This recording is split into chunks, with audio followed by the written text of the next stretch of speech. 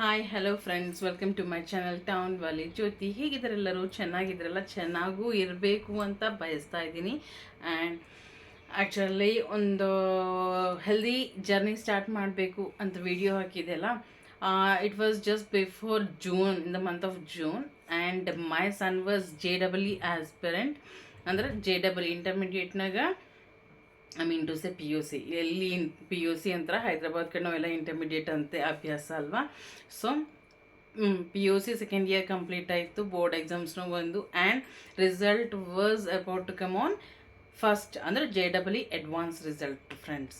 So ಆ ರಿಸಲ್ಟ್ದ ಹಾದಿ ನೋಡ್ತಾ ಇದ್ದೀವಿ.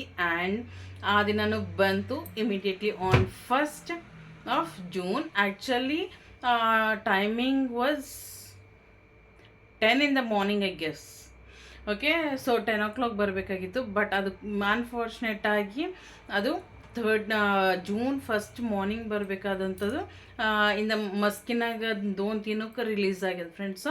ಮುಂಜಾನೆ ನಮ್ಮ ನಾದಿನಿ ಕಾಲ್ ಮಾಡಿ, ಎಲ್ಲ ಸಿಚುವೇಶನ್ ಹೆಂಗೆ ಅಂದ್ರೆ, ನಮ್ಮ ನಾದಿನಿ ಕಾಲ್ ಮಾಡಿ ಹೇಳೋ ತನಕ ರಿಸಲ್ಟ್ ಬಂದಿದೆ ಅಂತ ನಮಗೂ ಗೊತ್ತಿದ್ದಿಲ್ಲ. ಯಾಕಂದ್ರೆ ವೈಭವ್ ಮಲ್ಕೊಂಡಿನು, ಯಾಕೆ ನಾವು ನೋಡ್ಲಿಕ್ಕೆ ಹೋಗಿಲ್ಲ. ಅರೌಂಡ್ ಅಕ್ಕ 8:30 ಏನಾರ ಕಾಲ್ ಮಾಡಿದ್ರು. ಸೊ ಅವಾಗ ವೈಭವ್ಗೆ ಎಬ್ಸಿ ರಿಸಲ್ಟ್ ನೋಡೋ ತನಕ result is very good friends. Actually 3,365, okay, 3,365 result, ranking, which was very good for me and felt very very very happy.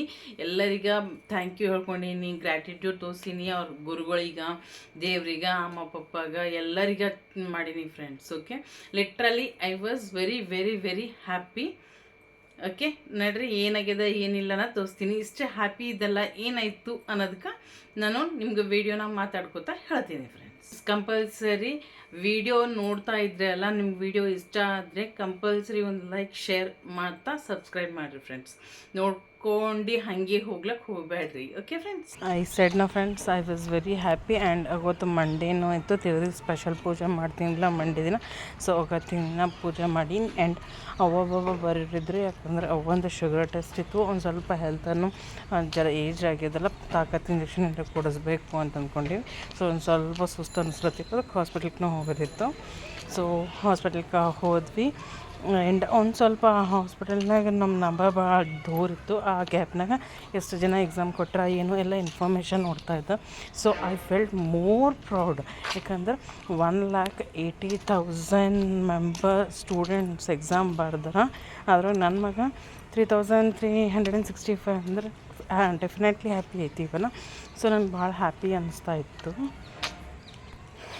And ಆ ನಂತರ ನಮ್ಮ ಫ್ರೆಂಡ್ ಕಾಲಂಗೂರು ತೊಗೋಬೇಕು ಅಂತಂದಿದ್ರು, ಅದಕ್ಕೆ ಅವ್ರು ಸ್ವಂತ ಕಾಲಂಗೂರು ಪರ್ಚೇಸ್ ಮಾಡ್ಲಿಕ್ಕೆ ಹೋಗಿದ್ದೆ ಅವ್ರ ಸಲುವಾಗಿ.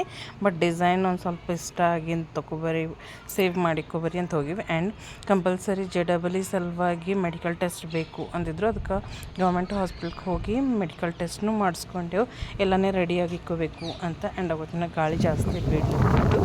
ಆ್ಯಂಡ್ ನೆಕ್ಸ್ಟ್ ಡೇ ಕಾಲೇಜ್ಗೆ ಹೋಗಿ ಒಂದು 10th PU ಡಾಕ್ಯುಮೆಂಟ್ಸ್ ಎಲ್ಲನೇ ತೊಗೊಂಡು ಬಂದು ಪ್ರಿನ್ಸಿಪಲ್ ಸರ್ ಅವ್ರಿಗೆ ಸೈನ್ ತೊಗೋಬೇಕು ಅಂತ ಹೋಗಿದ್ವಿ. ಆ್ಯಂಡ್ ಅಲ್ಲಿ ಹೋಗೋ ತನಕ ಸರ್ ಒಂದು ಸೆನ್ಸೇಷ್ನಲ್, ಅವ್ರ ಕೋಆರ್ಡಿನೇಟರ್ ಸರ್ ಏನಂದರು ಅಂದ್ರೆ, ವೈಭವ್ ಇನ್ನೂ ಓದಬೇಕಾಗಿತ್ತು, ಬಟ್ ಇರಂಗೆ ಏನೂ ಬರಲ್ಲ ಅಂತಂದರು. Literally it was like a very bad situation. ನಶ ಹಿಡಿತು.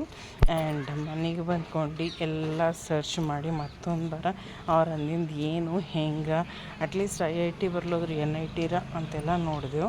But as I said, it's true. IIT pass ಮಾಡಬೇಕು ಅಂದ್ರೆ ನಮ್ಮ ಜನರಲ್ ಕ್ಯಾಟಗಿರಿಗೆ it should be less than good colleges, ಅಂದ್ರೆ less than 100s. IIT Mumbai ಆಗಲಿ ಮೆಡ್ರಾಸ್ ಆಗಲಿ 60-70 ರ್ಯಾಂಕ್ ಒಳಗಿರಬೇಕು ನಮ್ಮ ಜನರಲ್ ಕ್ಯಾಟಗಿರಿಗೆ. ಸೊ ಇದು ಗೊತ್ತಿಲ್ಲ ಅಂದರೆ ಸೆಕೆಂಡ್ ಡೇ ಇದೆಲ್ಲ ವರ್ಕ್, ಡೇ 2 ಹಿಡ್ಕೊಂಡು ಲಿಟ್ರಲಿ ಈಸಿನ ವೈಭವ್ ಓಸ್ ಬುಕ್ಸ್ ಓದೇನ. ಇವಾಗ ನಾನು ಡೈಲಿ ನೋಟ್ಸ್ ಮಾಡ್ತಾಯಿದ್ದೀನಿ.